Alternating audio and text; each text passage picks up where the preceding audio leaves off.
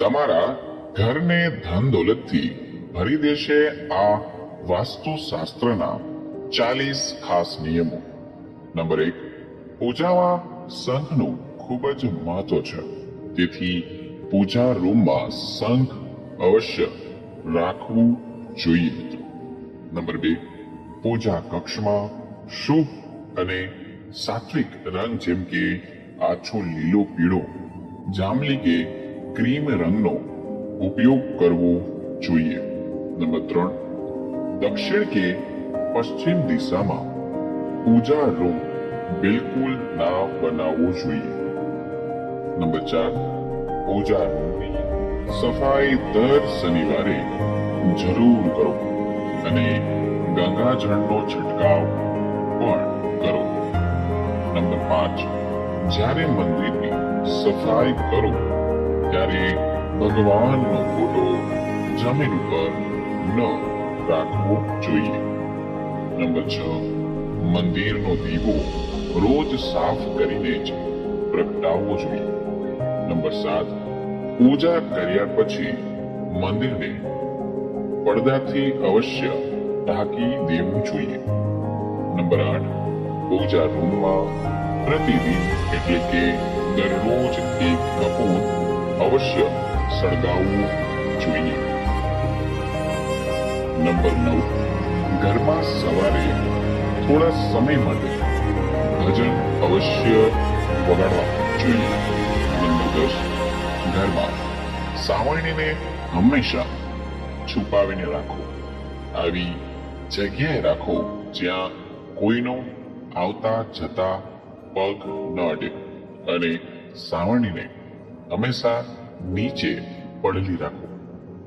ઊભી સાવરણી ક્યારેય પણ ન રાખવી જોઈએ મિત્રો.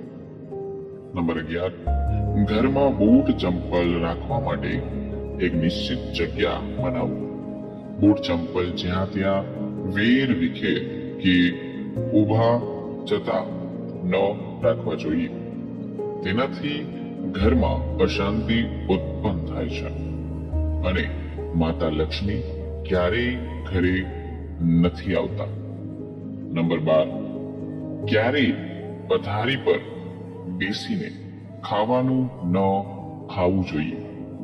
આમ કરવાથી ધનની હાનિ થાય છે અને માતા લક્ષ્મી ઘરેથી ચાલ્યા જાય છે. જો શક્ય હોય તો રસોડામાં જમીન પર બેસીને જ ભોજન કરવું જોઈએ. આનાથી તમારું ઘર ધન સંપત્તિથી ભરેલું રહે છે અને ક્યારેય ધનની કમી નહીં થાય. નંબર 13, કોશિશ કરો કે ઘરમાં કોઈ પણ બંધ ઘડિયાળ દિવાલ ઉપર ન રાખો. જે ઘડિયાળ કામ ન કરી રહી હોય તેને ઘરમાં રાખવી જોઈએ નહીં. નંબર 14, નવી સાવરણીનો ઉપયોગ હંમેશા શનિવારના દિવસે જ કરવો જોઈએ મિત્રો. નંબર 15, આરતી, દીવો, પૂજા, અગ્નિ જેવા જે પવિત્રતાના પ્રતીકના સાધનો છે તેને મોં વડે ફૂંક મારીને ક્યારે પણ ઓલવશો નહીં. નંબર 16, મંદિરમાં ધૂપ, માચિસ, હવન કુંડની સામગ્રી દક્ષિણથી પૂર્વ દિશામાં રાખવું, એટલે કે અગ્નિકોણમાં રાખવું જોઈએ. નંબર 17, વાસ્તુશાસ્ત્રમાં પૂજાની દિશા નક્કી કરવામાં આવી છે. ઘરમાં કે ઓફિસમાં પૂજાનું સ્થાન ઈશાન દિશામાં રાખો. તેનાથી ઘરમાં સુખ સમૃદ્ધિ વધે છે. ઉત્તર દિશા તરફ મુખ રાખીને કરવામાં આવતી પૂજા ધન પ્રાપ્તિ માટે લાભકારી છે અને પૂર્વ દિશા તરફ મુખ રાખીને પૂજા કરવાથી શુભ ફળ મળે છે અને ખૂબ જ ચમત્કારી લાભ પણ થાય છે. નંબર 18, ઘરમાં ક્યારેય કરોડિયા ન થવા દેવા, નહીતર ભાગ્ય અને કર્મ બંને બગડવા લાગશે. અને દરેક કામમાં બાધા આવવા લાગશે. નંબર 19, આ વાતનું ધ્યાન રાખો કે કોઈ પણ રૂમમાં જો બીમ બનાવી હોય તો તેની નીચે ક્યારેય બિસ્તર ન લગાવો. તેનાથી ઘરમાં નકારાત્મકતા વધે છે. આવામાં કોશિશ કરો કે બીમ ઉપર કોઈ પણ વસ્તુ ન રાખો. ક્યારે બેસવું કે સૂવું પણ નહીં. નંબર 20, વાસ્તુ અનુસાર ભોજન કરવા માટેનું ઉત્તમ સ્થાન પશ્ચિમ દિશા છે. ઘરની પશ્ચિમ દિશામાં બનેલો ડાઇનિંગ હોલ ખૂબ જ શુભ હોય છે. આ દિશામાં ભોજન કરવાથી માં અન્નપૂર્ણા પ્રસન્ન રહે છે. નંબર 21, વાસ્તુશાસ્ત્ર પ્રમાણે પશ્ચિમ દિશા તરફ માથું રાખીને સુવાથી પણ તમને ફાયદો થાય છે, કારણ કે આ દિશા પ્રસિદ્ધિ, પ્રતિષ્ઠા અને સમૃદ્ધિમાં વધારો કરે છે. નંબર 22, આ પણ ધ્યાન રાખો કે ભોજન કક્ષની સામે ઘરનો મુખ્ય દરવાજો અથવા તો શૌચાલય ન હોવું જોઈએ, નહીતર માનસિક કષ્ટ રહે છે. નંબર 23, દક્ષિણ અને ઉત્તર દિશા તરફ મુખ રાખીને ભોજન બિલકુલ ન કરો. આ સેહતની દ્રષ્ટિએ બિલકુલ સારું નથી. નંબર 24, રસોડામાં પીવાનું પાણી ઉત્તર પૂર્વ દિશામાં રાખવું જોઈએ. નંબર 25, રસોડામાં ગેસ દક્ષિણ પૂર્વ દિશામાં રાખવું જોઈએ. નંબર 26, રસોડામાં પાણી અને આગ ક્યારેય એકબીજાની પાસે ન રાખવા જોઈએ.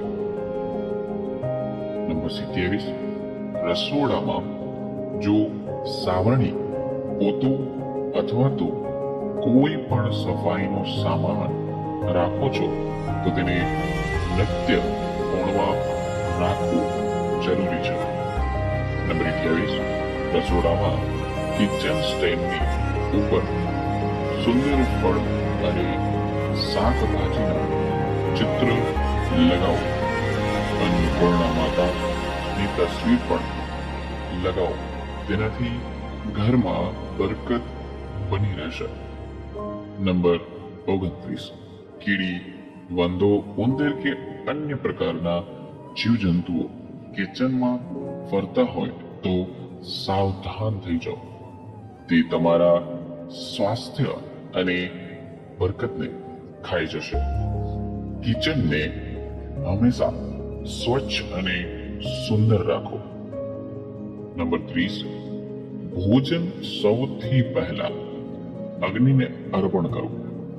અગ્નિ દ્વારા પાકેલું અન્ન ઉપર સૌથી પહેલો અધિકાર અગ્નિદેવનો હોય છે.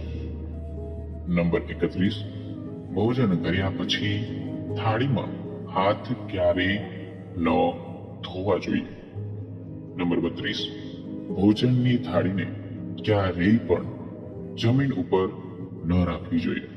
થાળીને હંમેશા ચટાઈ અથવા તો ટેબલને સન્માનથી રાખવી જોઈએ, પછી જ ભોજન કરવું જોઈએ. મિત્રો, નંબર 33, જો તમારા ઘરનો કોઈ સદસ્ય હંમેશા બીમાર રહે છે તો ઘરમાં મીઠાના પાણીથી પોતું કરવું જોઈએ. તેનાથી ઘરમાં નેગેટિવ ઉર્જા દૂર થાય છે, સાથે જ પોઝિટિવ એનર્જીનો સંચાર થાય છે. નંબર 34, વાસ્તુ અનુસાર સ્વસ્થ જીવન અને લાંબા આયુષ્ય માટે તમારે હંમેશા દક્ષિણ દિશા તરફ માથું રાખીને ઉત્તર દિશા તરફ પગ રાખીને સૂવું જોઈએ. આ દિશામાં માથું રાખીને સૂવાથી વ્યક્તિને ધન, સુખ, સમૃદ્ધિ અને કીર્તિ પ્રાપ્ત થાય છે. નંબર 35, જો તમારા ઘરમાં વધારે દવાઓ છે અને તેમાંથી ઘણી દવાઓની તમારે તેની જરૂર નથી તો તેને ફેંકી દેવી જોઈએ. જો આમ ના કરવામાં આવે તો આ દવાઓ બીમારીને આમંત્રણ આપે છે. નંબર 36, પૂર્વ દિશા તરફ માથું રાખીને સૂવાથી સ્મૃતિ, એકાગ્રતા અને સ્વાસ્થ્ય સારું રહે છે અને મનુષ્યની આધ્યાત્મિક વૃત્તિ વધે છે.